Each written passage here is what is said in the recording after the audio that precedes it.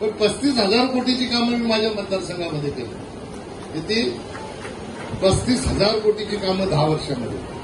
तरी विचारतात 10 वर्षात काय केलं. मी उत्तर दिलं होतं, अरे ज्या रस्त्यावर उभं राहून बोलतो तो रस्ता पण मी केला. तुझ्या गावात पाणी पितो ते पाणी पण मी दिलं. हे एकंदरीत सांगण्याचा हेतू असा आहे की आम्ही जेव्हा निवडणूक प्रचाराला सुरुवात केली तेव्हा भारत हा सर्वोच्च देशापेक्षा काही मोठा आहे का? आम्ही राष्ट्रावर मतं मागितली. राष्ट्र नजरेसमोर ठेवलं राष्ट्र. महेंद्र शेठ त्यांनी मागितली मतं कास्टवर.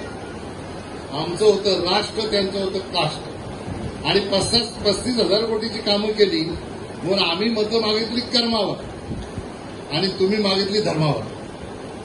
म्हणून या अडचणी आल्या.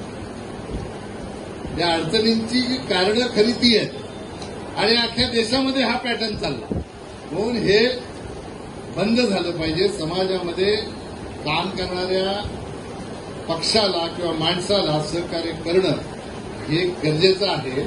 तर 10 वर्षामध्ये मोदीजींनी जे काम केलंय ते 10 वर्षात जे काम केलं हे काम आपण कधी पाहिलं नाही.